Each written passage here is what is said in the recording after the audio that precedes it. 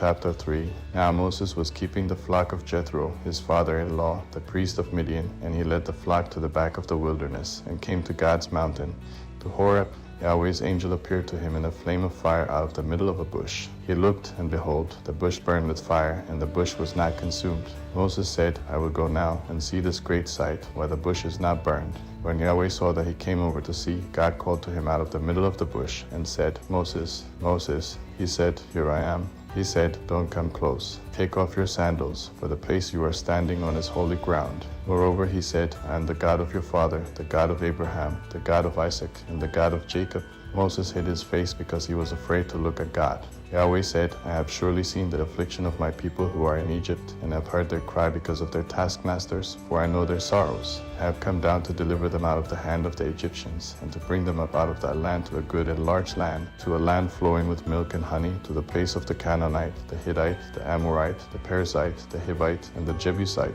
Now, behold, the cry of the children of Israel has come to me. Moreover, I have seen the oppression with which the Egyptians oppress them. Come now, therefore, and I will send you to Pharaoh, that you may bring my people, the children of Israel, out of Egypt. Moses said to God, Who am I, that I should go to Pharaoh, and that I should bring the children of Israel out of Egypt? He said, Certainly I will be with you. This will be the token to you that I have sent you. When you have brought the people out of Egypt, you shall serve God on this mountain. Moses said to God, Behold, when I come to the children of Israel, and tell them, The God of your fathers has sent me to you, and they ask me, What is his name? What should I tell them? God said to Moses, I am who I am. And he said, You shall tell the children of Israel this, I am has sent me to you. God said moreover to Moses, You shall tell the children of Israel this, Yahweh, the God of your fathers, the God of Abraham, the God of Isaac, and the God of Jacob has sent me to you. This is my name forever, and this is my memorial to all generations. Go and gather the elders of Israel together, and tell them, Yahweh, the God of your fathers, the God of Abraham, of Isaac, and of Jacob, has appeared to me, saying, I have surely visited you, and seen that which is done to you in Egypt. I have said, I will bring you up out of the affliction of Egypt to the land of the Canaanite, the Hittite, the Amorite, the Perizzite, the Hivite, and the Jebusite,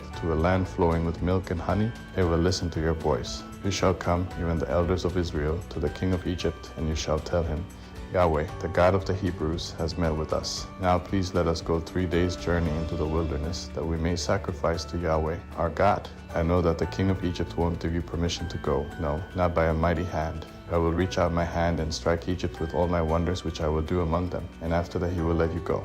I will give this people favor in the sight of the Egyptians, and it will happen that when you go, you shall not go empty-handed. That every woman shall ask of her neighbor, and of her who visits her house, jewels of silver, jewels of gold, and clothing. You shall put them on your sons and on your daughters. You shall plunder the Egyptians. Exodus chapter 3. Now Moses was keeping the flock of Jethro, his father-in-law, the priest of Midian, and he led the flock to the back of the wilderness, and came to God's mountain, to Horeb. Yahweh's angel appeared to him in a flame of fire out of the middle of a bush. He looked, and behold, the bush burned with fire, and the bush was not consumed. Moses said, I will go now and see this great sight, why the bush is not burned. When Yahweh saw that he came over to see, God called to him out of the middle of the bush, and said, Moses, Moses. He said, Here I am. He said, Don't come close. Take off your sandals, for the place you are standing on is holy ground. Moreover, he said, I am the God of your father, the God of Abraham, the God of Isaac, and the God of Jacob. Moses hid his face because he was afraid to look at God. Yahweh said, I have surely seen the affliction of my people who are in Egypt, and have heard their cry because of their taskmasters, for I know their sorrows. I have come down to deliver them out of the hand of the Egyptians, and to bring them up out of that land to a good and large land, to a land flowing with milk and honey, to the place of the Canaanite, the Hittite, the Amorite, the Perizzite, the Hivite, and the Jebusite.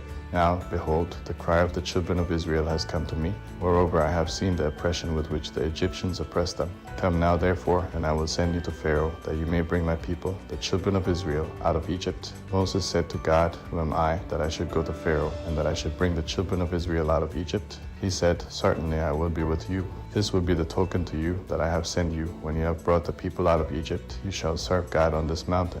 Moses said to God, Behold, when I come to the children of Israel, and tell them, The God of your fathers has sent me to you, and they ask me, What is his name? What should I tell them? God said to Moses, I am who I am. And he said, You shall tell the children of Israel this, I am has sent me to you. God said moreover to Moses, You shall tell the children of Israel this, Yahweh, the God of your fathers, the God of Abraham, the God of Isaac, and the God of Jacob has sent me to you. This is my name forever, and this is my memorial to all generations. Go and gather the elders of Israel together and tell them, Yahweh, the God of your fathers, the God of Abraham, of Isaac, and of Jacob, has appeared to me, saying, I have surely visited you and seen that which is done to you in Egypt. I have said, I will bring you up out of the affliction of Egypt to the land of the Canaanite, the Hittite, the Amorite, the Perizzite, the Hivite, and the Jebusite, to a land flowing with milk and honey. They will listen to your voice. You shall come, you and the elders of Israel, to the king of Egypt, and you shall tell him, Yahweh, the God of the Hebrews, has met with us. Now please let us go 3 days' journey into the wilderness, that we may sacrifice to Yahweh, our God. I know that the king of Egypt won't give you permission to go. No, not by a mighty hand. I will reach out my hand and strike Egypt with all my wonders which I will do among them, and after that he will let you go. I will give this people favor in the sight of the Egyptians, and it will happen that when you go, you shall not go empty-handed. That every woman shall ask of her neighbor and of her who visits her house jewels of silver, jewels of gold, and clothing. You shall put them on your sons and on your daughters. Chapter 4. Moses answered, But behold, they will not believe me, nor listen to my voice, for they will say, Yahweh has not appeared to you. Yahweh said to him, What is that in your hand? He said, A rod. He said, Throw it on the ground. He threw it on the ground, and it became a snake, and Moses ran away from it. Yahweh said to Moses, Stretch out your hand, and take it by the tail.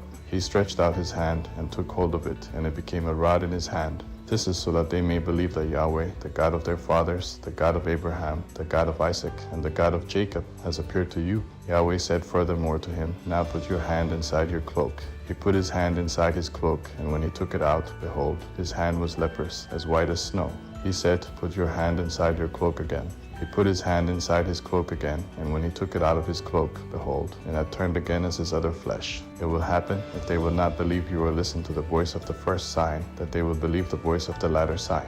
It will happen, if they will not believe even these 2 signs or listen to your voice, that you shall take of the water of the river, and pour it on the dry land. The water which you take out of the river will become blood on the dry land. Moses said to Yahweh, O Lord, I am not eloquent, neither before now, nor since you have spoken to your servant, for I am slow of speech and of a slow tongue. Yahweh said to him, Who made man's mouth? Or who makes one mute, or deaf, or seeing, or blind? Isn't it I, Yahweh? Now therefore go, and I will be with your mouth, and teach you what you shall speak. Moses said, O Lord, please send someone else. Yahweh's anger burned against Moses, and he said, What about Aaron, your brother, the Levite? I know that he can speak well. Also, behold, he is coming out to meet you. When he sees you, you will be glad in his heart. You shall speak to him, and put the words in his mouth. I will be with your mouth, and with his mouth, and will teach you what you shall do. He will be your spokesman to the people. It will happen that he will be to you a mouth, and you will be to him as God. You shall take this rod in your hand, with which you shall do the signs. Moses went and returned to Jethro his father-in-law, and said to him, Please let me go and return to my brothers who are in Egypt, and see whether they are still alive. Jethro said to Moses, Go in peace. Yahweh said to Moses and Midian, Go, return into Egypt, for all the men who sought your life are dead. Moses took his wife and his sons, and set them on a donkey, and he returned to the land of Egypt. Moses took God's rod in his hand. Yahweh said to Moses, When you go back into Egypt, see that you do before Pharaoh all the wonders which I have put in your hand, that I will harden his heart, and he will not let the people go. You shall tell Pharaoh, Yahweh says, Israel is my son, my firstborn, and I have said to you, Let my son go, that he may serve me, and you have refused to let him go. Behold, I will kill your firstborn son. On the way at a lodging place, Yahweh met Moses and wanted to kill him. Then Zipporah took a flint and cut off the foreskin of her son and cast it at his feet, and she said, Surely you are a bridegroom of blood to me. So he let him alone. Then she said, You are a bridegroom of blood because of the circumcision. Yahweh said to Aaron, Go into the wilderness to meet Moses. He went and met him on God's mountain and kissed him. Moses told Aaron all Yahweh's words with which he had sent him, and all the signs with which he had instructed him. Moses and Aaron went and gathered together all the elders of the children of Israel. Aaron spoke all the words which Yahweh had spoken to Moses, and did the signs in the sight of the people. The people believed, and when they heard that Yahweh had visited the children of Israel, and that he had seen their affliction, then they bowed their heads and worshipped. Chapter 5. Afterward Moses and Aaron came and said to Pharaoh, This is what Yahweh, the God of Israel, says, Let my people go, that they may hold a feast to me in the wilderness. Pharaoh said, Who is Yahweh, that I should listen to his voice to let Israel go? I don't know Yahweh, and moreover I will not let Israel go.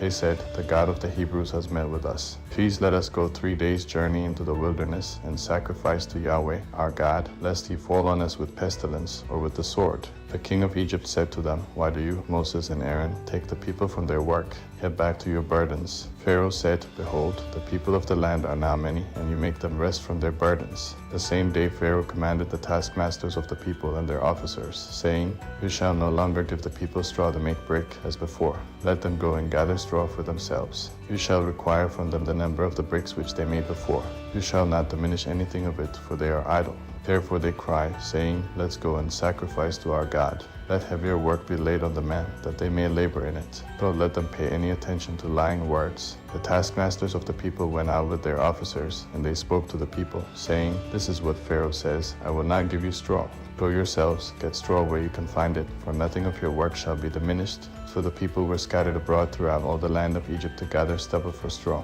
The taskmasters were urgent, saying, "Fulfill your work quota daily, as when there was straw." The officers of the children of Israel, whom Pharaoh's taskmasters had set over them, were beaten, and were asked, "Why haven't you fulfilled your quota both yesterday and today, and making brick as before?" Then the officers of the children of Israel came and cried to Pharaoh, saying, "Why do you deal this way with your servants? No straw is given to your servants, and they tell us, 'Make brick,' and behold, your servants are beaten, but the fault is in your own people." But Pharaoh said, "You are idle. You are idle. Therefore you say, 'Let's go and sacrifice to Yahweh.'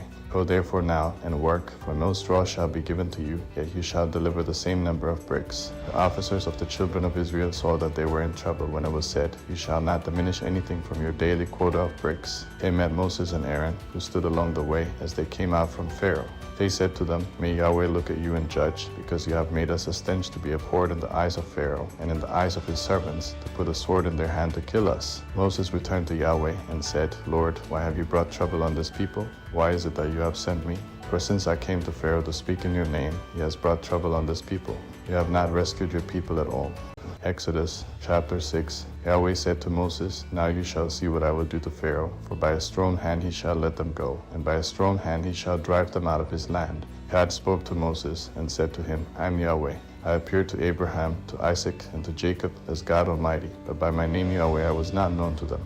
I have also established my covenant with them to give them the land of Canaan, the land of their travels, in which they lived as aliens. Moreover, I have heard the groaning of the children of Israel, whom the Egyptians keep in bondage, and I have remembered my covenant. Therefore tell the children of Israel, I am Yahweh, and I will bring you out from under the burdens of the Egyptians, and I will rid you out of their bondage, and I will redeem you with an outstretched arm, and with great judgments. I will take you to myself for a people. I will be your God, and you shall know that I am Yahweh your God, who brings you out from under the burdens of the Egyptians. I will bring you into the land which I swore to give to Abraham, to Isaac, and to Jacob, and I will give it to you for a heritage. I am Yahweh."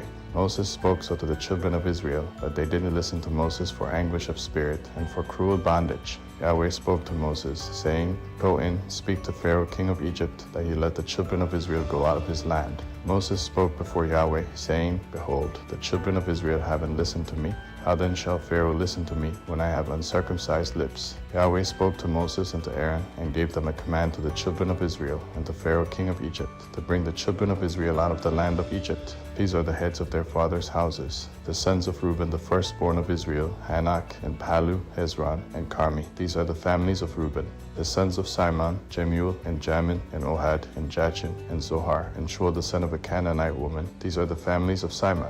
These are the names of the sons of Levi according to their generations, Gershon, and Kohath, and Merari. And the years of the life of Levi were 137 years. The sons of Gershon, Libni and Shimei, according to their families. The sons of Kohath, Amram, and Izhar, and Hebron, and Uzziel. And the years of the life of Kohath were 133 years. The sons of Merari, Mali, and Mushi. These are the families of the Levites according to their generations. Amram took Jocheb his father's sister to himself as wife, and she bore him Aaron and Moses. The years of the life of Amram were 137 years. The sons of Izhar, Korah, and Nepheg, and Zikri. The sons of Uzziel, Mishael, Elzaphan, and Sithri. Aaron took Elisheba, the daughter of Amminadab, the sister of Nahshon, as his wife, and she bore him Nadab and Abihu, Eleazar and Ithamar. The sons of Korah, Asir, Elkanah, and Abiasaph. These are the families of the Korahites. Eleazar, Aaron's son, took one of the daughters of Putiel as his wife, and she bore him Phinehas. These are the heads of the fathers' houses of the Levites according to their families. These are that Aaron and Moses to whom Yahweh said,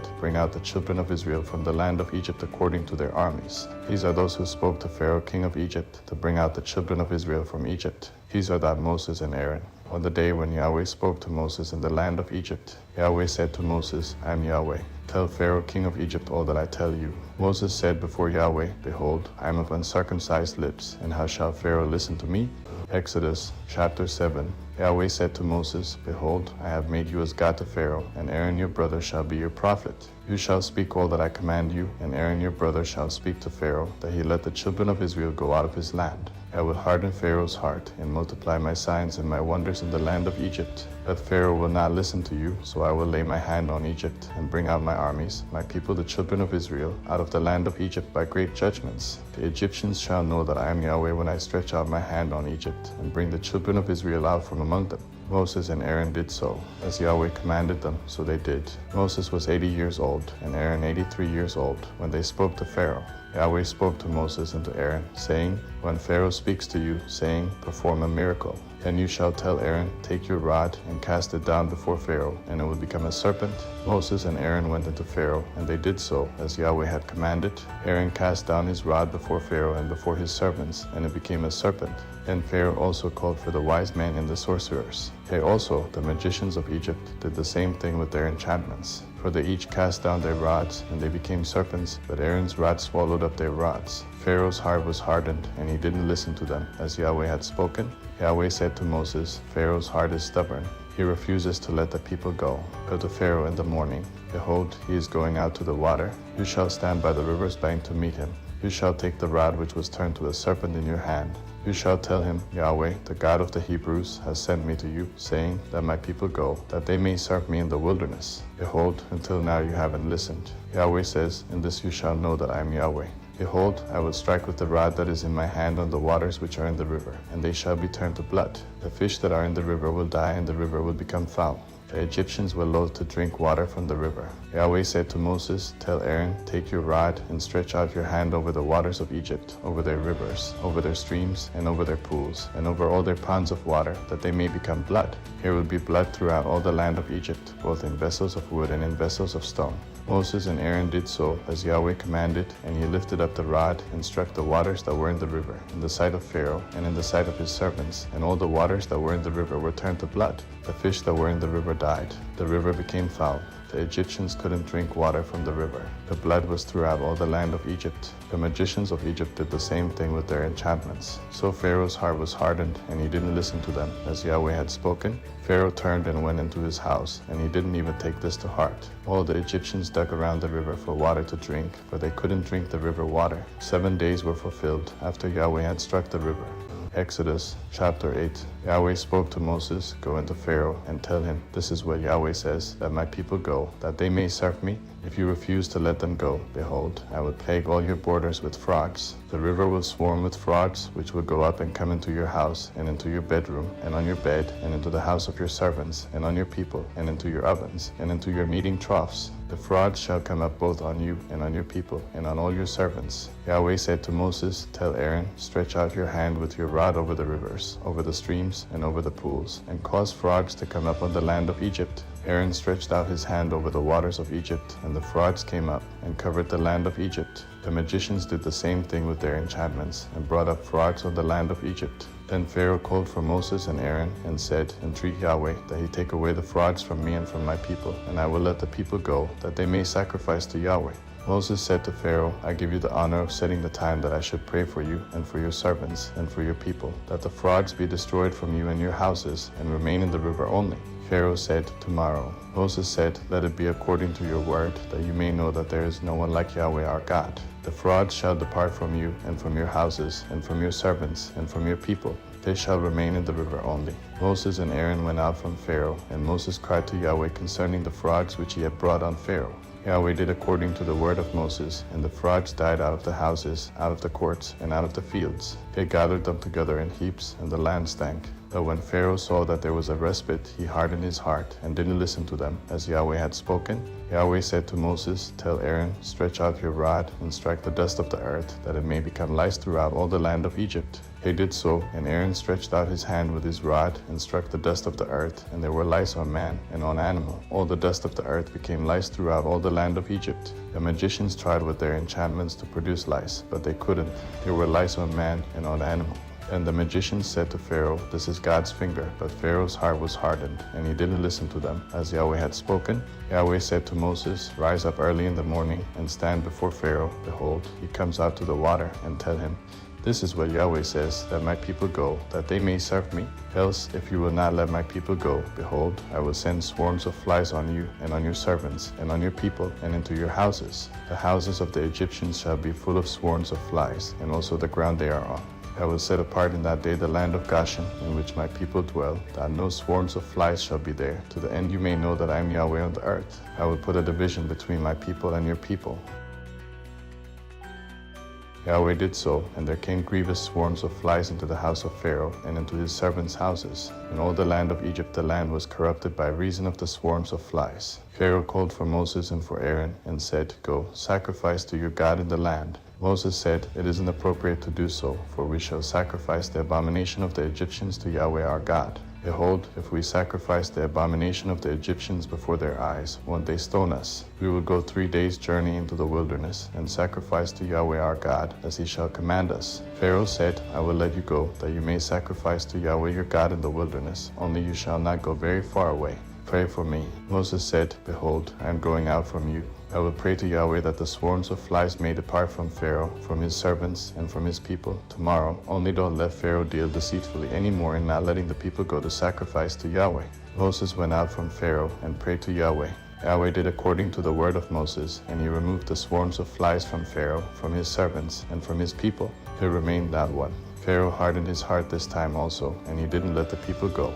Exodus chapter 9. Then Yahweh said to Moses, "Go into Pharaoh and tell him, 'This is what Yahweh, the God of the Hebrews, says, let my people go, that they may serve me. For if you refuse to let them go, and hold them still, behold, Yahweh's hand is on your livestock which are in the field, on the horses, on the donkeys, on the camels, on the herds, and on the flocks with a very grievous pestilence. Yahweh will make a distinction between the livestock of Israel and the livestock of Egypt, and nothing shall die of all that belongs to the children of Israel.' Yahweh appointed a set time, saying, 'Tomorrow Yahweh shall do this thing in the land.' Yahweh did that thing on the next day, and all the livestock of Egypt died, but of the livestock of the children of Israel not one died. Pharaoh sent, and, behold, there was not so much as one of the livestock of the Israelites dead.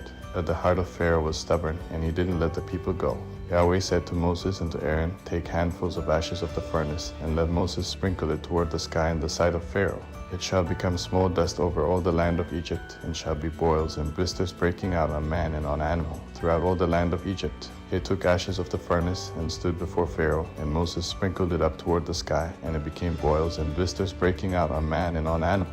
The magicians couldn't stand before Moses because of the boils, for the boils were on the magicians and on all the Egyptians. Yahweh hardened the heart of Pharaoh, and he didn't listen to them, as Yahweh had spoken to Moses. Yahweh said to Moses, "Rise up early in the morning, and stand before Pharaoh, and tell him, 'This is what Yahweh, the God of the Hebrews, says, let my people go, that they may serve me. For this time I will send all my plagues against your heart, against your officials, and against your people, that you may know that there is no one like me in all the earth. For now I would have stretched out my hand, and struck you and your people with pestilence, and you would have been cut off from the earth. That indeed for this cause I have made you stand, to show you my power, and that my name may be declared throughout all the earth. Because you still exalt yourself against my people, that you won't let them go. Behold, tomorrow about this time I will cause it to rain a very grievous hail, such as has not been in Egypt since the day it was founded even until now. Now therefore command that all of your livestock and all that you have in the field be brought into shelter. The hail will come down on every man and animal that is found in the field, and isn't brought home, and they will die. Those who feared Yahweh's word among the servants of Pharaoh made their servants and their livestock flee into the houses. Whoever didn't respect Yahweh's word left his servants and his livestock in the field.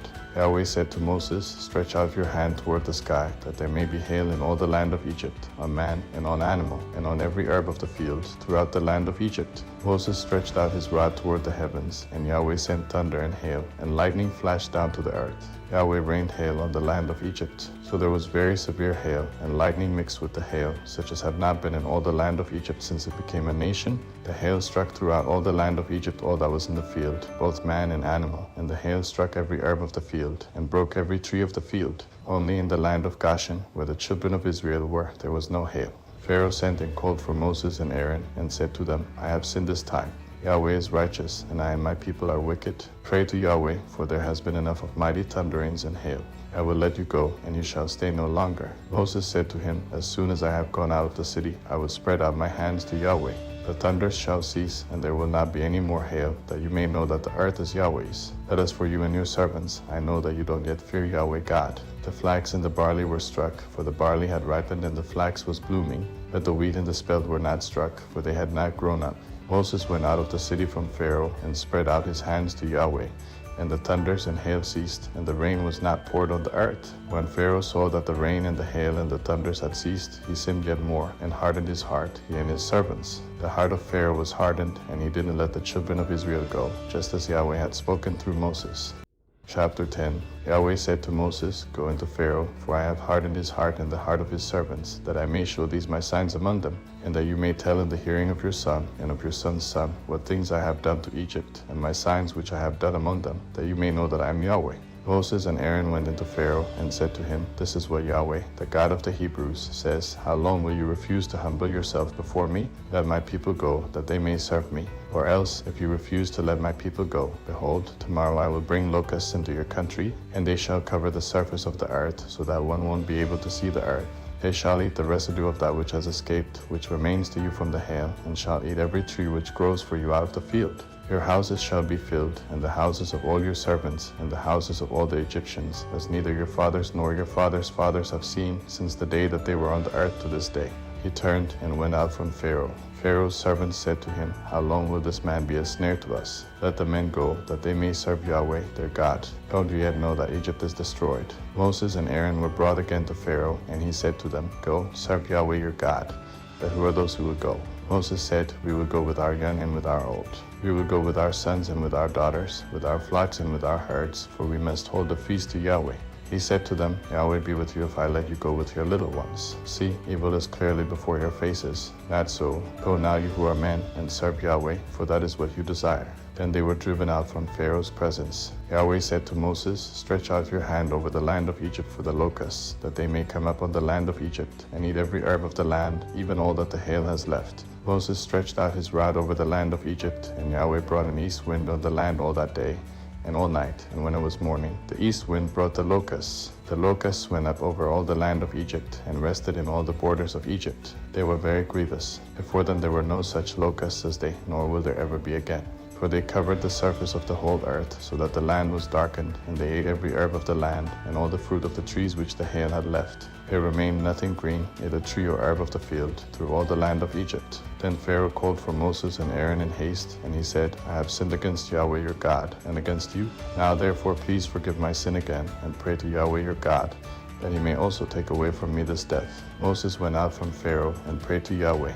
Yahweh sent an exceedingly strong west wind, which took up the locusts, and drove them into the Red Sea. There remained not one locust in all the borders of Egypt. But Yahweh hardened Pharaoh's heart, and he didn't let the children of Israel go. Yahweh said to Moses, Stretch out your hand toward the sky, that there may be darkness over the land of Egypt, even darkness which may be felt. Moses stretched out his hand toward the sky, and there was a thick darkness in all the land of Egypt for 3 days. They didn't see one another, and nobody rose from his place for 3 days. That all the children of Israel had light in their dwellings. Pharaoh called to Moses and said, Go, serve Yahweh. Only let your flocks and your herds stay behind. Let your little ones also go with you. Moses said, You must also give into our hands sacrifices and burnt offerings, that we may sacrifice to Yahweh our God. Our livestock also shall go with us. Not a hoof shall be left behind, for we must take to serve Yahweh our God, and we don't know with what we must serve Yahweh until we come there. But Yahweh hardened Pharaoh's heart, and he wouldn't let them go. Pharaoh said to him, Get away from me. Be careful to see my face no more, for in the day you see my face you shall die. Moses said, You have spoken well. I will see your face again no more. Exodus chapter 11. Yahweh said to Moses, I will bring yet one more plague on Pharaoh and on Egypt. Afterwards he will let you go. When he lets you go, he will surely thrust you out altogether. Speak now in the ears of the people, and let every man ask of his neighbor, and every woman of her neighbor, jewels of silver and jewels of gold. Yahweh gave the people favor in the sight of the Egyptians. Moreover, the man Moses was very great in the land of Egypt, in the sight of Pharaoh's servants, and in the sight of the people. Moses said, This is what Yahweh says, About midnight I will go out into the middle of Egypt, And all the firstborn in the land of Egypt shall die, from the firstborn of Pharaoh who sits on his throne, even to the firstborn of the female servant who is behind the mill, and all the firstborn of livestock. There will be a great cry throughout all the land of Egypt, such as there has not been, nor will be any more. That against any of the children of Israel a dog won't even bark or move its tongue, against man or animal, that you may know that Yahweh makes a distinction between the Egyptians and Israel. All these servants of yours would come down to me, and bow down themselves to me, saying, Get out, with all the people who follow you, and after that I will go out. He went out from Pharaoh in hot anger. Yahweh said to Moses, Pharaoh won't listen to you, that my wonders may be multiplied in the land of Egypt. Moses and Aaron did all these wonders before Pharaoh, but Yahweh hardened Pharaoh's heart, and he didn't let the children of Israel go out of his land. Chapter 12. Yahweh spoke to Moses and Aaron in the land of Egypt, saying, This month shall be to you the beginning of months. It shall be the first month of the year to you. Speak to all the congregation of Israel, saying, On the 10th day of this month, they shall take to them every man a lamb, according to their fathers' houses, a lamb for a household. And if the household is too little for a lamb, then he and his neighbor next to his house shall take one according to the number of the souls. You shall make your count for the lamb according to what everyone can eat. Your lamb shall be without defect, a male a year old. You shall take it from the sheep or from the goats. You shall keep it until the 14th day of the same month, and the whole assembly of the congregation of Israel shall kill it at evening. They shall take some of the blood and put it on the 2 doorposts and on the lintel, on the houses in which they shall eat it. They shall eat the meat in that night, roasted with fire, with unleavened bread. They shall eat it with bitter herbs. Don't eat it raw, nor boil it all with water, but roast it with fire, with its head, its legs, and its inner parts. You shall let nothing of it remain until the morning, but that which remains of it until the morning you shall burn with fire. This is how you shall eat it, with your belt on your waist, your sandals on your feet, and your staff in your hand, and you shall eat it in haste. It is Yahweh's Passover. For I will go through the land of Egypt in that night, and will strike all the firstborn in the land of Egypt, both man and animal. I will execute judgments against all the gods of Egypt. I am Yahweh. The blood shall be to you for a token on the houses where you are. When I see the blood, I will pass over you, and no plague will be on you to destroy you when I strike the land of Egypt. This day shall be a memorial for you. You shall keep it as a feast to Yahweh. You shall keep it as a feast throughout your generations by an ordinance forever. 7 days you shall eat unleavened bread. Even the first day you shall put away yeast out of your houses. For whoever eats leavened bread from the first day until the 7th day, that soul shall be cut off from Israel. In the first day there shall be to you a holy convocation, and in the 7th day a holy convocation. No kind of work shall be done in them, except that which every man must eat, only that may be done by you. You shall observe the feast of unleavened bread, for in this same day I have brought your armies out of the land of Egypt. Therefore you shall observe this day throughout your generations by an ordinance forever. In the first month, on the 14th day of the month at evening, you shall eat unleavened bread. Until the 21st day of the month at evening, there shall be no yeast found in your houses for 7 days, for whoever eats that which is leavened. That soul shall be cut off from the congregation of Israel, whether he is a foreigner or one who is born in the land. You shall eat nothing leavened. In all your habitations you shall eat unleavened bread. And Moses called for all the elders of Israel, and said to them, Draw out, and take lambs according to your families, and kill the Passover. You shall take a bunch of hyssop, and dip it in the blood that is in the basin, and strike the lintel and the 2 doorposts with the blood that is in the basin. None of you shall go out of the door of his house until the morning. For Yahweh will pass through to strike the Egyptians, and when he sees the blood on the lintel and on the 2 doorposts, Yahweh will pass over the door, and will not allow the destroyer to come into your houses to strike you. You shall observe this thing for an ordinance to you and to your sons forever. It shall happen when you have come to the land which Yahweh will give you, as he has promised, that you shall keep this service. It will happen when your children ask you, What do you mean by this service? That you shall say, It is the sacrifice of Yahweh's Passover, who passed over the houses of the children of Israel in Egypt, when he struck the Egyptians and spared our houses. The people bowed their heads and worshipped. The children of Israel went and did so, as Yahweh had commanded Moses and Aaron. So they did. At midnight, Yahweh struck all the firstborn in the land of Egypt, from the firstborn of Pharaoh who sat on his throne to the firstborn of the captive who was in the dungeon, and all the firstborn of livestock. Pharaoh rose up in the night, he and all his servants and all the Egyptians, and there was a great cry in Egypt, for there was not a house where there was not one dead. He called for Moses and Aaron by night, and said, Rise up, get out from among my people, both you and the children of Israel, and go, serve Yahweh, as you have said. Take both your flocks and your herds, as you have said, and be gone, and bless me also. The Egyptians were urgent with the people to send them out of the land in haste, for they said, We are all dead men. The people took their dough before it was leavened, their kneading troughs being bound up and their clothes on their shoulders. The children of Israel did according to the word of Moses, and they asked of the Egyptians jewels of silver and jewels of gold. and clothing, Yahweh gave the people favor in the sight of the Egyptians, so that they let them have what they asked. They plundered the Egyptians. The children of Israel traveled from Ramesses to Succoth, about 600,000 on foot who were men, in addition to children. A mixed multitude went up also with them, with flocks, herds, and even very much livestock. They baked unleavened cakes of the dough which they brought out of Egypt, for it was unleavened, because they were thrust out of Egypt and couldn't wait, and they had not prepared any food for themselves. Now the time that the children of Israel lived in Egypt was 430 years. At the end of 430 years, to the day, all of Yahweh's armies went out from the land of Egypt. It is a night to be much observed to Yahweh for bringing them out from the land of Egypt. This is that night of Yahweh, to be much observed by all the children of Israel throughout their generations. Yahweh said to Moses and Aaron, "This is the ordinance of the Passover. No foreigner shall eat of it. But every man's servant who is bought for money, when you have circumcised him, then shall he eat of it. A foreigner and a hired servant shall not eat of it. It must be eaten in one house. You shall not carry any of the meat outside of the house. Do not break any of its bones. All the congregation of Israel shall keep it. When a stranger lives as a foreigner with you and would like to keep the Passover to Yahweh, let all his males be circumcised, and then let him come near and keep it. He shall be as one who is born in the land, but no uncircumcised person shall eat of it. One law shall be to him who is born at home, and to the stranger who lives as a foreigner among you." All the children of Israel did so, as Yahweh commanded Moses and Aaron, so they did. That same day Yahweh brought the children of Israel out of the land of Egypt by their armies. Chapter 13. Yahweh spoke to Moses, saying, "Sanctify to me all the firstborn, whatever opens the womb among the children of Israel, both of man and of animal. It is mine." Moses said to the people, "Remember this day in which you came out of Egypt, out of the house of bondage. For by strength of hand Yahweh brought you out from this place. No leavened bread shall be eaten. Today you go out in the month Abib. It shall be, when Yahweh brings you into the land of the Canaanite, and the Hittite, and the Amorite, and the Hivite, and the Jebusite, which he swore to your fathers to give you, a land flowing with milk and honey, that you shall keep this service in this month. 7 days you shall eat unleavened bread, and in the 7th day shall be a feast to Yahweh. Unleavened bread shall be eaten throughout the 7 days, and no leavened bread shall be seen with you, no yeast shall be seen with you within all your borders. You shall tell your son in that day, saying, It is because of that which Yahweh did for me when I came out of Egypt. It shall be for a sign to you on your hand, and for a memorial between your eyes, that Yahweh's law may be in your mouth. For with a strong hand Yahweh has brought you out of Egypt. You shall therefore keep this ordinance in its season from year to year. It shall be, when Yahweh brings you into the land of the Canaanite, as he swore to you and to your fathers, and will give it to you, that you shall set apart to Yahweh all that opens the womb, and every firstborn that comes from an animal which you have. The male shall be Yahweh's. Every firstborn of a donkey you shall redeem with a lamb, and if you will not redeem it, then you shall break its neck, and you shall redeem all the firstborn of man among your sons. It shall be, when your son asks you in time to come, saying, What is this? That you shall tell him, By strength of hand Yahweh brought us out from Egypt, from the house of bondage. When Pharaoh stubbornly refused to let us go, Yahweh killed all the firstborn in the land of Egypt, both the firstborn of man and the firstborn of livestock.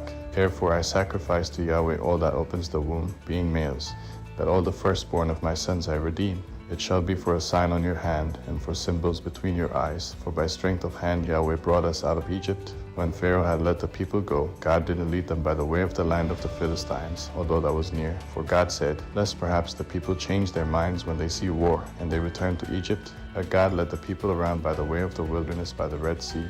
And the children of Israel went up armed out of the land of Egypt. Moses took the bones of Joseph with him, for he had made the children of Israel swear, saying, God will surely visit you, and you shall carry up my bones away from here with you. They took their journey from Succoth and encamped in Etham, in the edge of the wilderness. Yahweh went before them by day in a pillar of cloud to lead them on their way, and by night in a pillar of fire to give them light, that they might go by day and by night.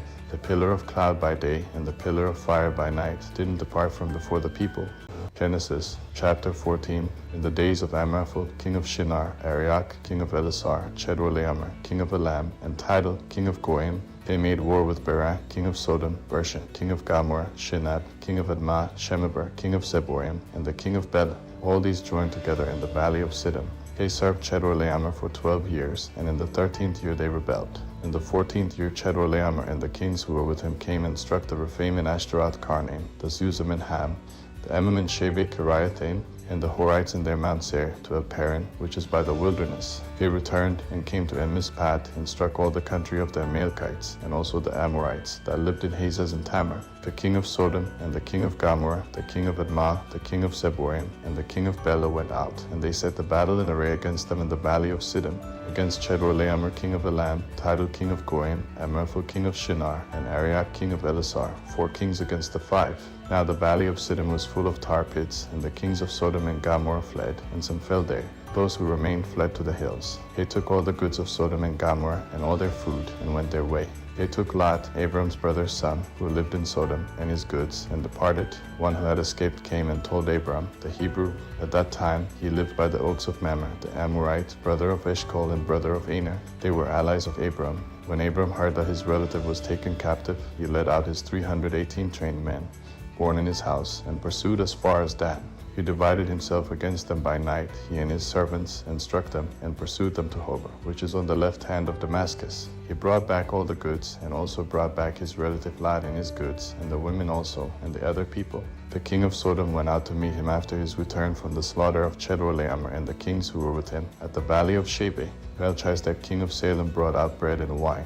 He was priest of God Most High. He blessed him and said, Blessed be Abram of God Most High, possessor of heaven and earth. Blessed be God Most High, who has delivered your enemies into your hand. Abram gave him 1/10 of all. The king of Sodom said to Abram, Give me the people, and take the goods for yourself. Abram said to the king of Sodom, I have lifted up my hand to Yahweh, God Most High, possessor of heaven and earth, but I will not take a thread nor a sandal strap nor anything that is yours, lest you should say, I have made Abram rich. I will accept nothing from you except that which the young men have eaten, and the portion of the men who went with me, Aner, Eshcol, and Mamre. Let them take their portion. Chapter 15. Then Moses and the children of Israel sang this song to Yahweh, and said, I will sing to Yahweh, for he has triumphed gloriously. He has thrown the horse and his rider into the sea. Yah is my strength and song. He has become my salvation. This is my God, and I will praise him, my father's God, and I will exalt him. Yahweh is a man of war. Yahweh is his name. He has cast Pharaoh's chariots and his army into the sea. His chosen captains are sunk in the Red Sea. The deeps cover them. They went down into the depths like a stone. Your right hand, Yahweh, is glorious in power. Your right hand, Yahweh, dashes the enemy in pieces. In the greatness of your excellency, you overthrow those who rise up against you. You send out your wrath. It consumes them as stubble. With the blast of your nostrils, the waters were piled up. The flood stood upright as a heap. The deeps were congealed in the heart of the sea. The enemy said, I will pursue. I will overtake. I will divide the plunder. My desire will be satisfied on them. I will draw my sword. My hand will destroy them. You blew with your wind. The sea covered them. They sank like lead in the mighty waters. Who is like you, Yahweh, among the gods? Who is like you, glorious in holiness, fearful in praises, doing wonders? You stretched out your right hand. The earth swallowed them. You, in your loving kindness, have led the people that you have redeemed. You have guided them in your strength to your holy habitation. The peoples have heard. They tremble. Pangs have taken hold of the inhabitants of Philistia. Then the chiefs of Edom were dismayed. Trembling takes hold of the mighty men of Moab.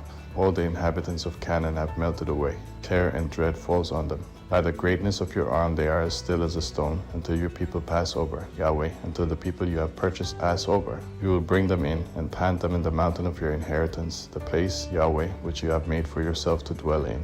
The sanctuary, Lord, which your hands have established. Yahweh will reign forever and ever. For the horses of Pharaoh went in with his chariots and with his horsemen into the sea, and Yahweh brought back the waters of the sea on them.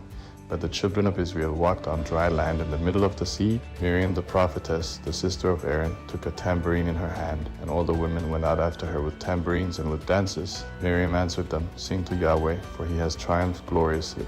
He has thrown the horse and his rider into the sea. Moses led Israel onward from the Red Sea, and they went out into the wilderness of Shur. And they went 3 days in the wilderness, and found no water. When they came to Marah, they couldn't drink from the waters of Marah, for they were bitter. Therefore its name was called Marah. The people murmured against Moses, saying, What shall we drink? Then he cried to Yahweh. Yahweh showed him a tree, and he threw it into the waters, and the waters were made sweet. There he made a statute and an ordinance for them, and there he tested them. He said, If you will diligently listen to Yahweh your God's voice, and will do that which is right in his eyes, and will pay attention to his commandments, and keep all his statutes, I will put none of the diseases on you which I have put on the Egyptians, for I am Yahweh who heals you. They came to Elim, where there were 12 springs of water and 70 palm trees. They encamped there by the waters. Genesis chapter 16. Now Sarai, Abram's wife, bore him no children. She had a servant, an Egyptian, whose name was Hagar. Sarai said to Abram, See now, Yahweh has restrained me from bearing. Please go into my servant. It may be that I will obtain children by her. Abram listened to the voice of Sarai. Sarai, Abram's wife, took Hagar the Egyptian, her servant, after Abram had lived 10 years in the land of Canaan, and gave her to Abram her husband to be his wife. He went into Hagar, and she conceived. When she saw that she had conceived, her mistress was despised in her eyes. Sarai said to Abram, "This wrong is your fault. I gave my servant into your bosom, and when she saw that she had conceived, she despised me. May Yahweh judge between me and you." But Abram said to Sarai, "Behold, your maid is in your hand. Do to her whatever is good in your eyes." Sarai dealt harshly with her, and she fled from her face. Yahweh's angel found her by a fountain of water in the wilderness, by the fountain on the way to Shur. He said, "Hagar, Sarai's servant, where did you come from? Where are you going?" She said, "I am fleeing from the face of my mistress Sarai." Yahweh's angel said to her, "Return to your mistress, and submit yourself under her hands." Yahweh's angel said to her, "I will greatly multiply your offspring, that they will not be counted for multitude." Yahweh's angel said to her, "Behold, you are with child, and will bear a son. You shall call his name Ishmael, because Yahweh has heard your affliction. He will be like a wild donkey among men. His hand will be against every man, and every man's hand against him. He will live opposed to all of his brothers." She called the name of Yahweh who spoke to her, "You are a God who sees," for she said, "Have I even stayed alive after seeing him?" Therefore the well was called Bir Lahai-roi. Behold, it is between Kadesh and Berd. Hagar bore a son for Abram. Abram called the name of his son, whom Hagar bore, Ishmael. Abram was 86 years old when Hagar bore Ishmael to Abram. Exodus chapter 17. All the congregation of the children of Israel traveled from the wilderness of Sin, starting according to Yahweh's commandment, and encamped in Rephidim.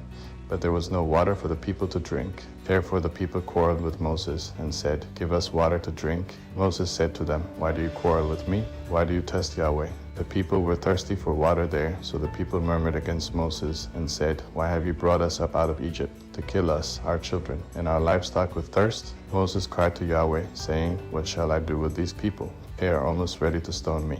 Yahweh said to Moses, "Walk on before the people, and take the elders of Israel with you, and take the rod in your hand with which you struck the Nile, and go. Behold, I will stand before you there on the rock in Horeb. You shall strike the rock, and water will come out of it, that the people may drink." Moses did so in the sight of the elders of Israel.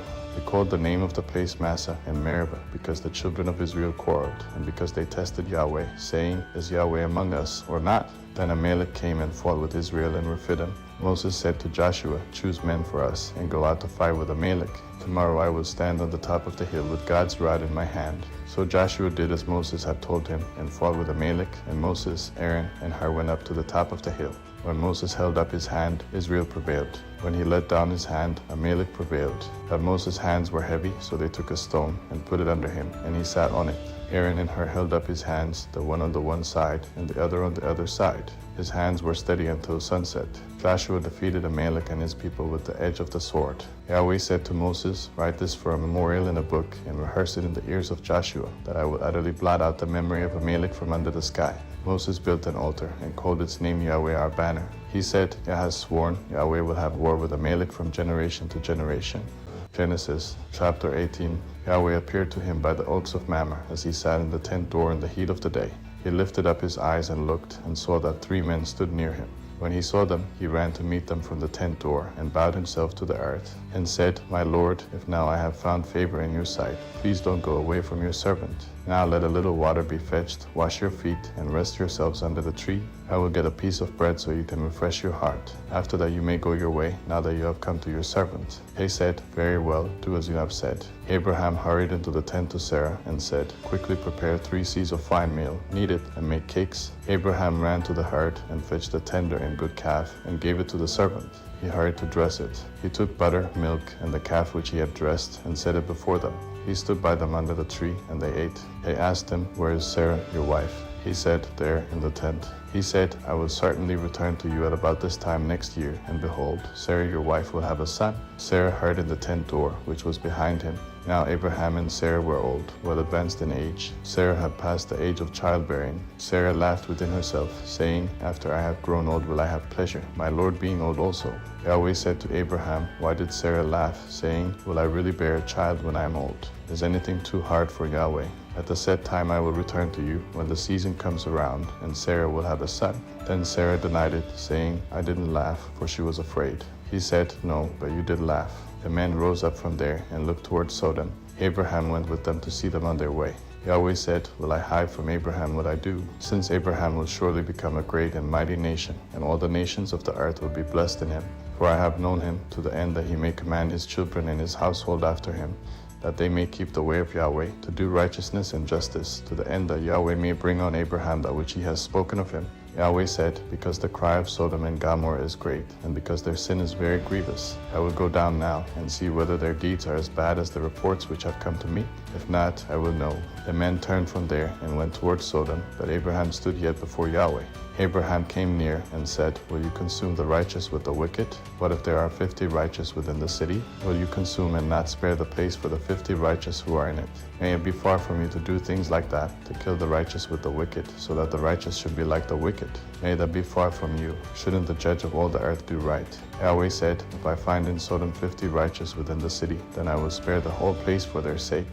Abraham answered, See now, I have taken it on myself to speak to the Lord, although I am dust and ashes. What if there will lack 5 of the 50 righteous? Will you destroy all the city for lack of 5? He said, I will not destroy it if I find 45 there. He spoke to him yet again and said, What if there are 40 found there? He said, I will not do it for the 40's sake. He said, Although let the Lord be angry, and I will speak. What if there are 30 found there? He said, I will not do it if I find 30 there. He said, See now, I have taken it on myself to speak to the Lord. What if there are 20 found there? He said, I will not destroy it for the 20's sake. He said, Although let the Lord be angry, and I will speak just once more. What if 10 are found there? He said, I will not destroy it for the 10's sake. Yahweh went his way as soon as he had finished communing with Abraham, and Abraham returned to his place. Chapter 19. In the 3rd month after the children of Israel had gone out of the land of Egypt, on that same day they came into the wilderness of Sinai.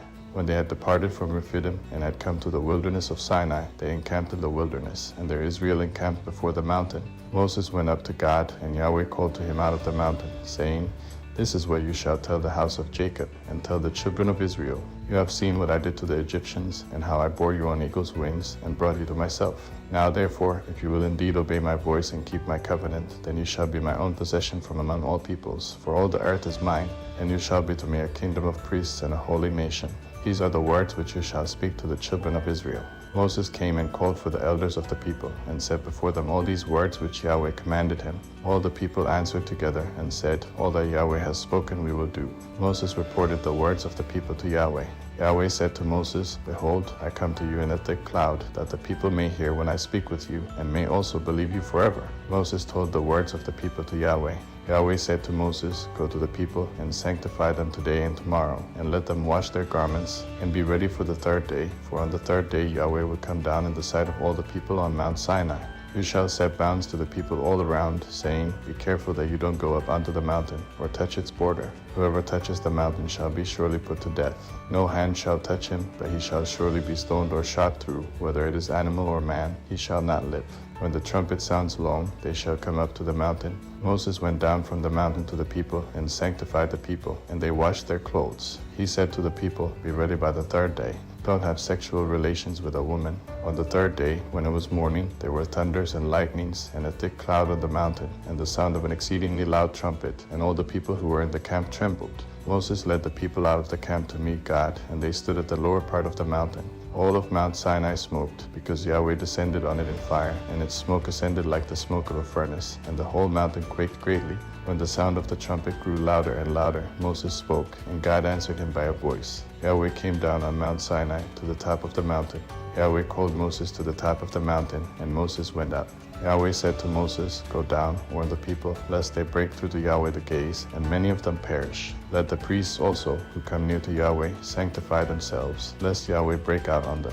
Moses said to Yahweh, The people can't come up to Mount Sinai, for you warned us, saying, Set bounds around the mountain, and sanctify it.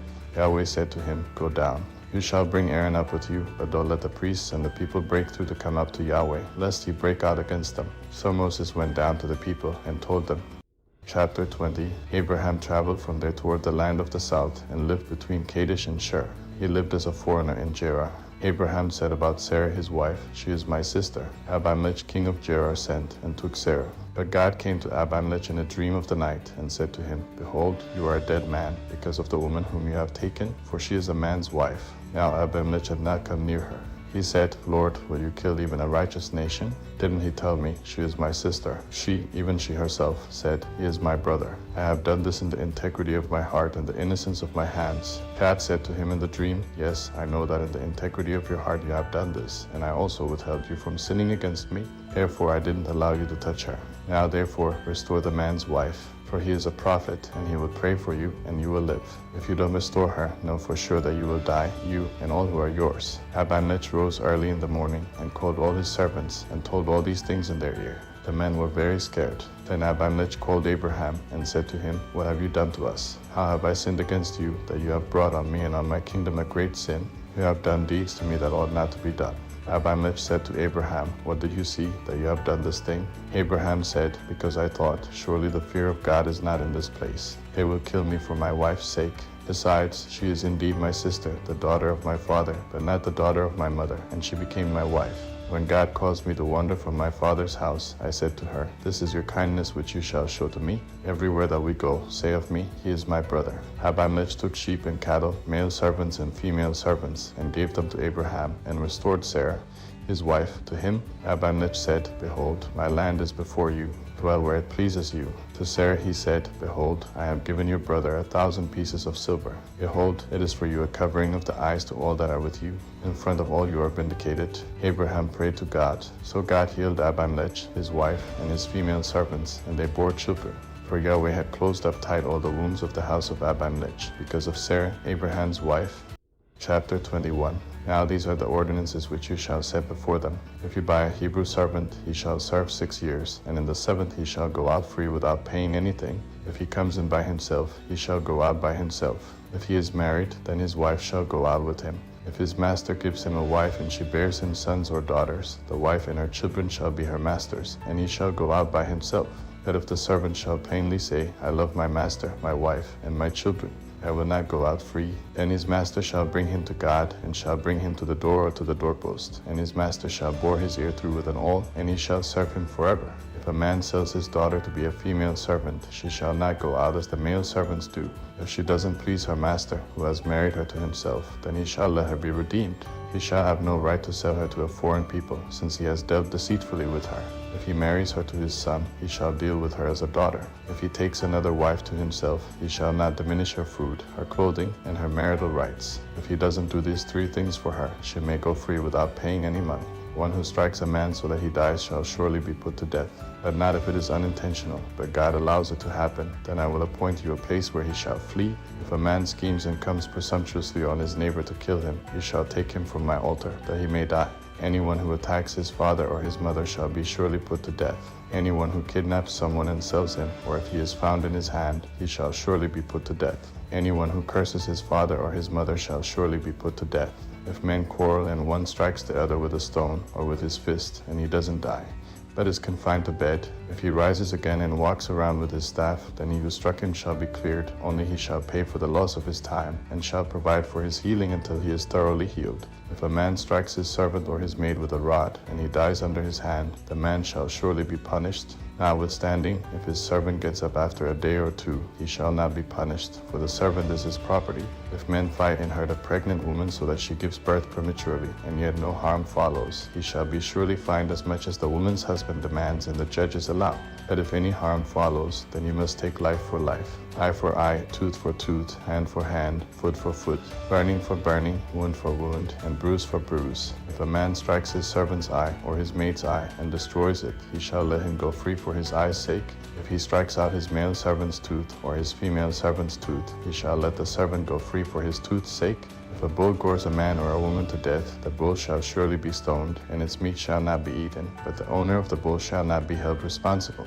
But if the bull had a habit of goring in the past, and this has been testified to its owner, and he has not kept it in, but it has killed a man or a woman, the bull shall be stoned, and its owner shall also be put to death. If a ransom is imposed on him, then he shall give for the redemption of his life whatever is imposed. Whether it has gored a son or has gored a daughter, according to this judgment it shall be done to him. If the bull gores a male servant or a female servant, 30 shekels of silver shall be given to their master, and the ox shall be stoned. If a man opens a pit, or if a man digs a pit and doesn't cover it, and a bull or a donkey falls into it, The owner of the pit shall make it good. He shall give money to its owner, and the dead animal shall be his. If one man's bull injures another's, so that it dies, then they shall sell the live bull and divide its price, and they shall also divide the dead animal.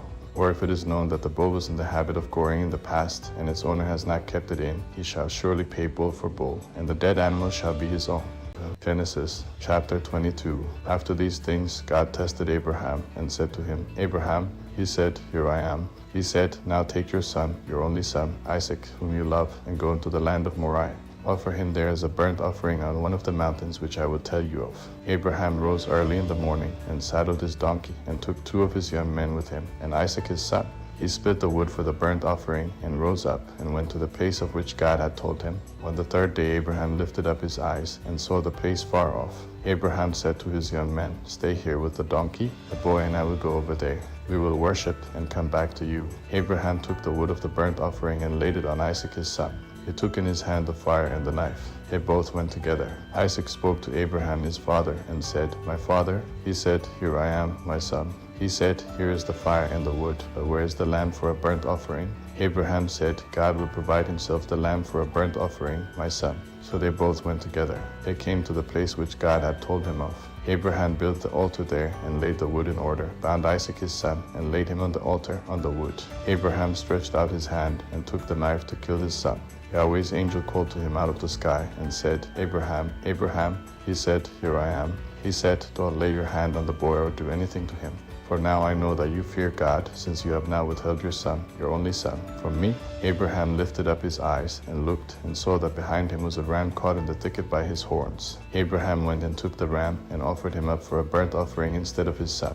Abraham called the name of that place Yahweh would provide. As it is said to this day, on Yahweh's mountain it will be provided. Yahweh's angel called to Abraham a second time out of the sky, and said, I have sworn by myself, says Yahweh, because you have done this thing, and have now withheld your son, your only son, that I will bless you greatly, and I will multiply your offspring greatly like the stars of the heavens, and like the sand which is on the seashore. Your offspring will possess the gate of his enemies. All the nations of the earth will be blessed by your offspring, because you have obeyed my voice. So Abraham returned to his young men, and they rose up and went together to Beersheba. Abraham lived at Beersheba. After these things Abraham was told, Behold, Milcah, she also has borne children to your brother Nahor. As his firstborn, thus his brother, Kemuel the father of Aram, Sheezd, Hazel, Pildash, Jidlaph, and Bethuel. Bethuel became the father of Rebekah. These 8 Milcah bore to Nahor, Abraham's brother. His concubine, whose name was Reumah, also bore Tebah, Gaham, Tahash, and Maachah. Chapter 23. You shall not spread a false report. Don't join your hand with the wicked to be a malicious witness. You shall not follow a crowd to do evil. You shall not testify in court to side with a multitude to pervert justice. You shall not favor a poor man in his cause. If you meet your enemy's ox or his donkey going astray, you shall surely bring it back to him again. If you see the donkey of him who hates you fallen down under his burden, don't leave him. You shall surely help him with it. You shall not deny justice to your poor people in their lawsuits. Keep far from a false charge, and don't kill the innocent and righteous, for I will not justify the wicked. You shall take no bribe, for a bribe blinds those who have sight and perverts the words of the righteous. You shall not oppress an alien, for you know the heart of an alien, since you were aliens in the land of Egypt. For 6 years you shall sow your land, and shall gather in its increase. That the 7th year you shall let it rest and lie fallow, that the poor of your people may eat, and what they leave the animal of the field shall eat. In the same way you shall deal with your vineyard and with your olive grove. 6 days you shall do your work, and on the 7th day you shall rest, that your ox and your donkey may have rest, and the son of your servant, and the alien may be refreshed. Be careful to do all things that I have said to you, and don't invoke the name of other gods or even let them be heard out of your mouth. You shall observe a feast to me 3 times a year. You shall observe the feast of unleavened bread. 7 days you shall eat unleavened bread, as I commanded you at the time appointed in the month Abib. And no one shall appear before me empty. And the feast of harvest, the first fruits of your labors, which you sow in the field, and the feast of ingathering, at the end of the year, when you gather in your labors out of the field. 3 times in the year all your males shall appear before the Lord Yahweh. You shall not offer the blood of my sacrifice with leavened bread. The fat of my feast shall not remain all night until the morning. You shall bring the first of the first fruits of your ground into the house of Yahweh your God. You shall not boil a young goat in its mother's milk. Behold, I send an angel before you to keep you by the way and to bring you into the place which I have prepared. Pay attention to him and listen to his voice. Don't provoke him, for he will not pardon your disobedience, for my name is in him. But if you indeed listen to his voice and do all that I speak, then I will be an enemy to your enemies and an adversary to your adversaries. For my angel shall go before you and bring you into the Amorite, the Hittite, the Perizzite, the Canaanite, the Hivite, and the Jebusite, and I will cut them off. You shall not bow down to their gods, nor serve them, nor follow their practices, but you shall utterly overthrow them and demolish their pillars. You shall serve Yahweh your God, and he will bless your bread and your water, and I will take sickness away from among you. No one will miscarry or be barren in your land. I will fulfill the number of your days. I will send my terror before you, and will confuse all the people to whom you come, and I will make all your enemies turn their backs to you. I will send the hornet before you, which will drive out the Hivite, the Canaanite, and the Hittite from before you. I will not drive them out from before you in 1 year, lest the land become desolate, and the animals of the field multiply against you. Little by little I will drive them out from before you, until you have increased and inherit the land. I will set your border from the Red Sea even to the Sea of the Philistines, and from the wilderness to the river. For I will deliver the inhabitants of the land into your hand, and you shall drive them out before you. You shall make no covenant with them, nor with their gods. They shall not dwell in your land, lest they make you sin against me. For if you serve their gods, it will surely be a snare to you. Genesis chapter 24. Abraham was old and well advanced in age. Yahweh had blessed Abraham in all things. Abraham said to his servant, the elder of his house, who ruled over all that he had, please put your hand under my thigh. I will make you swear by Yahweh, the God of heaven and the God of the earth, that you shall not take a wife for my son of the daughters of the Canaanites, among whom I live, that you shall go to my country and to my relatives, and take a wife for my son Isaac. The servant said to him, what if the woman isn't willing to follow me to this land, lest I bring your son again to the land you came from? Abraham said to him, beware that you don't bring my son there again. Yahweh, the God of heaven, who took me from my father's house and from the land of my birth, who spoke to me, and who swore to me, saying, I will give this land to your offspring, he will send his angel before you, and you shall take a wife for my son from there. If the woman isn't willing to follow you, then you shall be clear from this oath to me. Only you shall not bring my son there again. The servant put his hand under the thigh of Abraham his master, and swore to him concerning this matter. The servant took 10 of his master's camels, and departed, having a variety of good things of his master's with him. He arose, and went to Mesopotamia, to the city of Nahor. He made the camels kneel down outside the city by the well of water at the time of evening, the time that women go out to draw water. He said, Yahweh, the God of my master Abraham, please give me success today, and show kindness to my master Abraham. Behold, I am standing by the spring of water. The daughters of the men of the city are coming out to draw water. Let it happen that the young lady to whom I will say, please let down your pitcher, that I may drink. Then she says, drink, and I will also give your camels a drink. Let her be the one you have appointed for your servant Isaac. By this I will know that you have shown kindness to my master. Before he had finished speaking, behold, Rebekah came out, who was born to Bethuel the son of Milcah, the wife of Nahor, Abraham's brother, with her pitcher on her shoulder. The young lady was very beautiful to look at, a virgin. No man had known her. She went down to the spring, filled her pitcher, and came up. The servant ran to meet her and said, please give me a drink, a little water from your pitcher. She said, drink, my lord. She hurried and let down her pitcher on her hand and gave him a drink. When she had finished giving him a drink, she said, I will also draw for your camels. Until they have finished drinking, she hurried and emptied her pitcher into the trough and ran again to the well to draw and drew for all his camels. The man looked steadfastly at her, remaining silent, to know whether Yahweh had made his journey prosperous or not.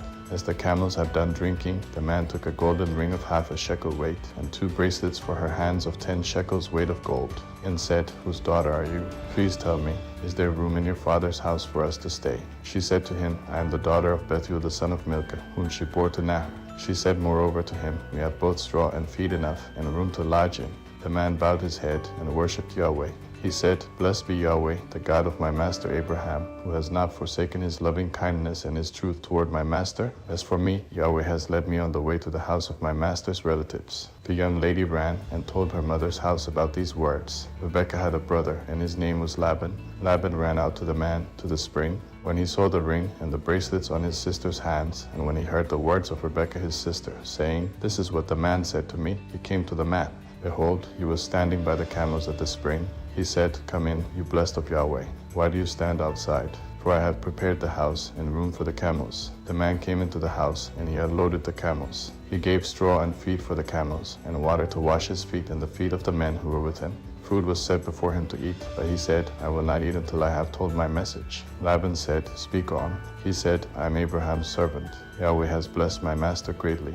He has become great. Yahweh has given him flocks and herds, silver and gold, male servants and female servants, and camels and donkeys. Sarah, my master's wife, bore a son to my master when she was old. He has given all that he has to him. My master made me swear, saying, You shall not take a wife for my son from the daughters of the Canaanites, in whose land I live. Yet you shall go to my father's house and to my relatives, and take a wife for my son. I asked my master, What if the woman will not follow me? He said to me, Yahweh, before whom I walk, will send his angel with you, and prosper your way.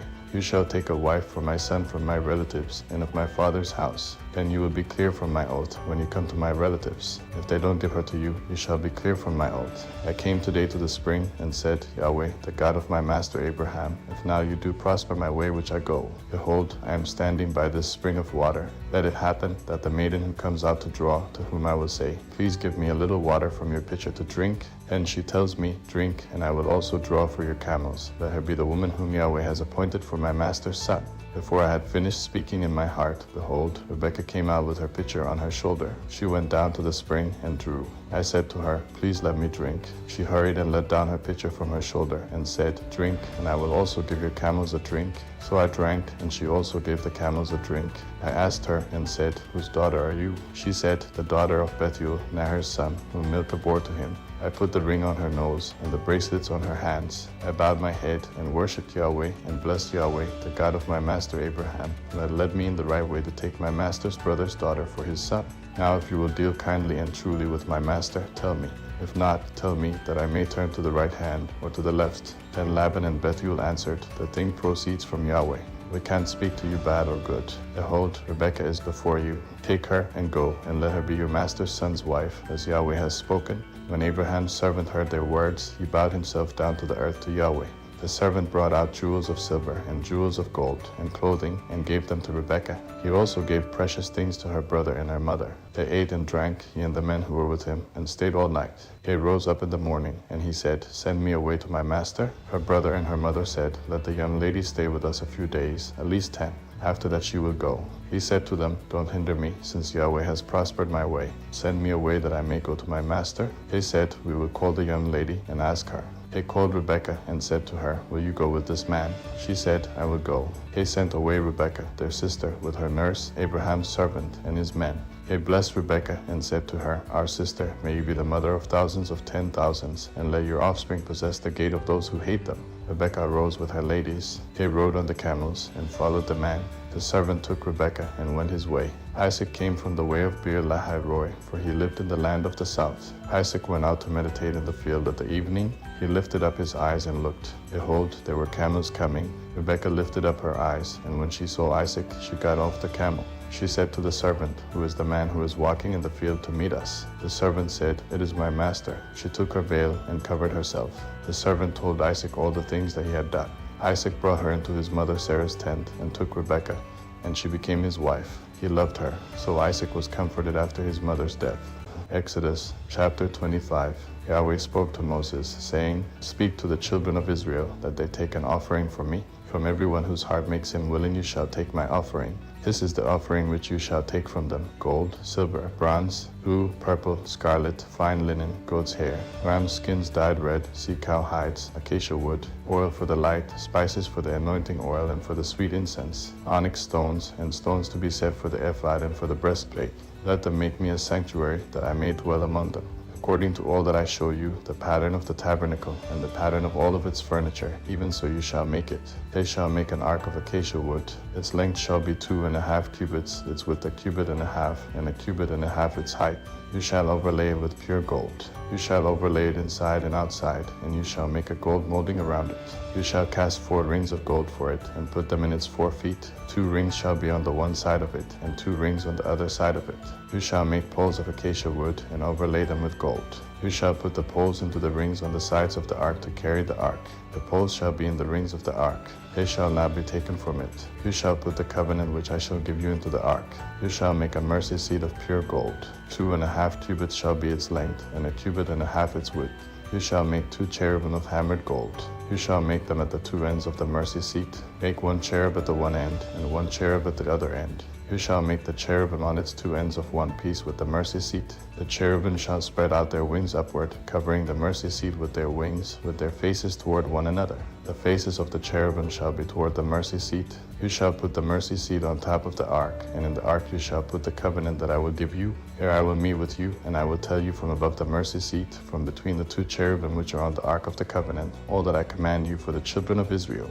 You shall make a table of acacia wood. Its length shall be 2 cubits, and its width a cubit, and its height 1.5 cubits. You shall overlay it with pure gold, and make a gold molding around it. You shall make a rim of a hand width around it. You shall make a golden molding on its rim around it. You shall make 4 rings of gold for it, and put the rings in the 4 corners that are on its 4 feet. The rings shall be close to the rim, for places for the poles to carry the table.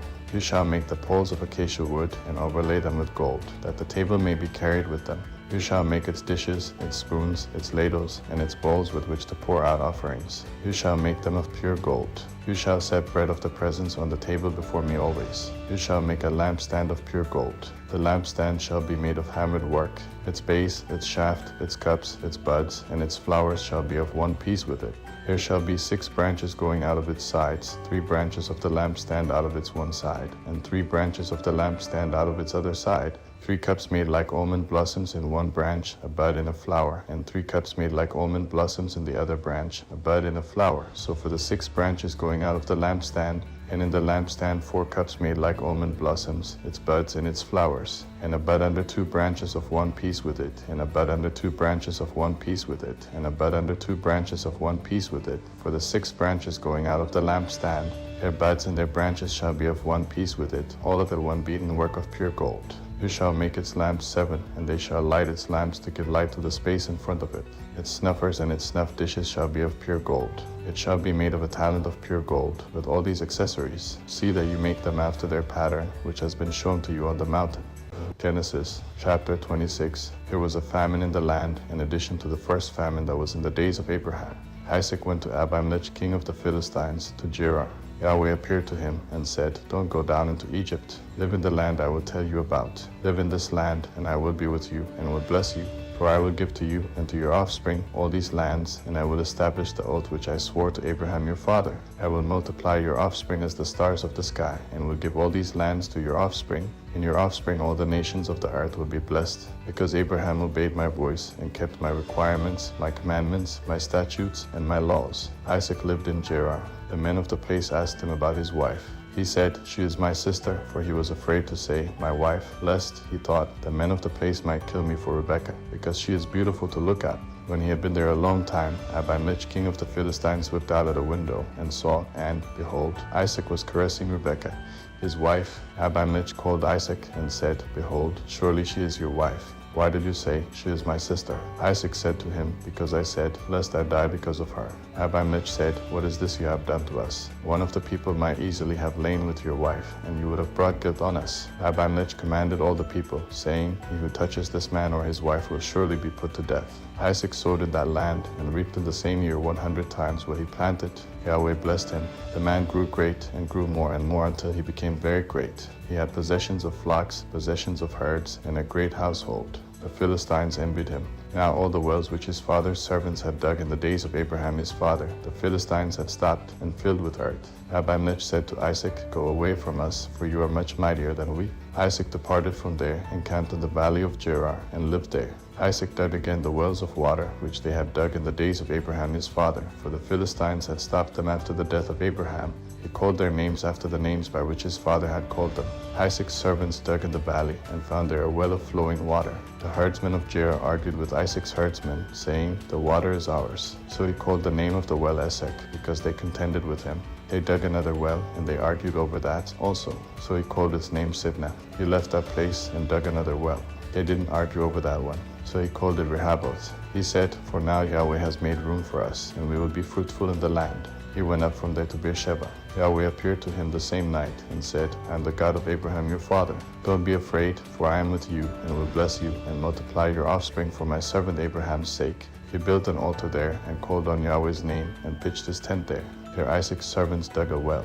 Then Abimelech went to him from Gerar with Ahuzzath his friend, and Phicol the captain of his army. Isaac said to them, Why have you come to me, since you hate me, and have sent me away from you? They said, We saw plainly that Yahweh was with you. We said, Let there now be an oath between us, even between us and you, and let's make a covenant with you, that you will do us no harm, as we have not touched you, and as we have done to you nothing but good, and have sent you away in peace. You are now the blessed of Yahweh.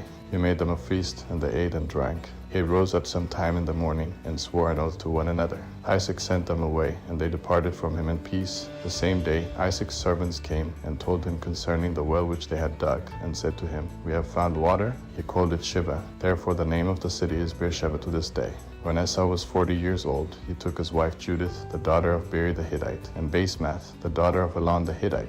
They grieved Isaac's and Rebekah's spirits.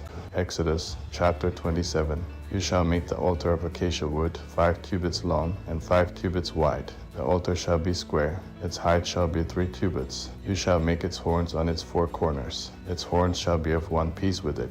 You shall overlay it with bronze. You shall make its pots to take away its ashes, and its shovels, its basins, its meat hooks, and its fire pans. You shall make all its vessels of bronze. You shall make a grating for it of network of bronze. On the net you shall make 4 bronze rings in its 4 corners. You shall put it under the ledge around the altar beneath, that the net may reach halfway up the altar. You shall make poles for the altar, poles of acacia wood, and overlay them with bronze. Its poles shall be put into the rings, and the poles shall be on the 2 sides of the altar when carrying it. You shall make it hollow with planks. They shall make it as it has been shown you on the mountain. You shall make the cord of the tabernacle. For the south side southward there shall be hangings for the cord of fine twined linen 100 cubits long for one side. Its pillars shall be 20, and their sockets 20 of bronze. The hooks of the pillars and their fillets shall be of silver. Likewise for the length of the north side there shall be hangings 100 cubits long, and its pillars 20, and their sockets 20 of bronze, the hooks of the pillars, and their fillets of silver. For the width of the cord on the west side shall be hangings of 50 cubits, their pillars 10, and their sockets 10. The width of the cord on the east side eastward shall be 50 cubits. The hangings for the one side of the gate shall be 15 cubits, their pillars 3, and their sockets 3. For the other side shall be hangings of 15 cubits, their pillars 3, and their sockets 3. For the gate of the court shall be a screen of 20 cubits of blue and purple and scarlet and fine twined linen, the work of the embroiderer, their pillars 4, and their sockets 4. All the pillars of the court around shall be filleted with silver, their hooks of silver, and their sockets of bronze. The length of the court shall be 100 cubits, and the width 50 throughout, and the height 5 cubits, of fine twined linen, and their sockets of bronze. All the instruments of the tabernacle, and all its service, and all its pins, and all the pins of the court shall be of bronze. You shall command the children of Israel that they bring to you pure olive oil beaten for the light, to cause a lamp to burn continually. In the tent of meeting, outside the veil which is before the covenant, Aaron and his sons shall keep it in order from evening to morning before Yahweh. It shall be a statute forever throughout their generations on the behalf of the children of Israel. Genesis chapter 28. Isaac called Jacob, blessed him, and commanded him, You shall not take a wife of the daughters of Canaan. Arise, go to Paddan Aram, to the house of Bethuel your mother's father. Take a wife from there from the daughters of Laban, your mother's brother. May God Almighty bless you, and make you fruitful, and multiply you, that you may be a company of peoples, and give you the blessing of Abraham, to you and to your offspring with you, that you may inherit the land where you travel, which God gave to Abraham. Isaac sent Jacob away. He went to Paddan Aram to Laban, son of Bethuel the Syrian, the brother of Rebekah, Jacob's and Esau's mother. Now Esau saw that Isaac had blessed Jacob and sent him away to Paddan Aram to take him a wife from there, and that as he blessed him he gave him a command, saying, You shall not take a wife of the daughters of Canaan. And that Jacob obeyed his father and his mother, and was gone to Paddan Aram.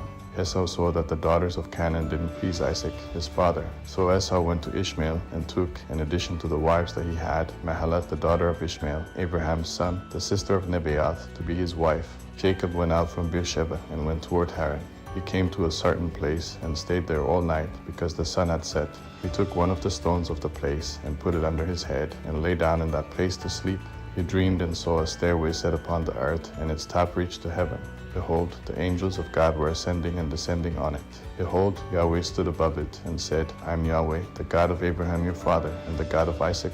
I will give the land you lie unto you and to your offspring. Your offspring will be as the dust of the earth, and you will spread abroad to the west, and to the east, and to the north, and to the south. In you and in your offspring all the families of the earth will be blessed. Behold, I am with you, and will keep you wherever you go, and will bring you again into this land. for I will not leave you until I have done that which I have spoken of to you." Jacob awakened out of his sleep, and he said, "Surely Yahweh is in this place, and I didn't know it." He was afraid and said, "How awesome this place is! This is none other than God's house, and this is the gate of heaven."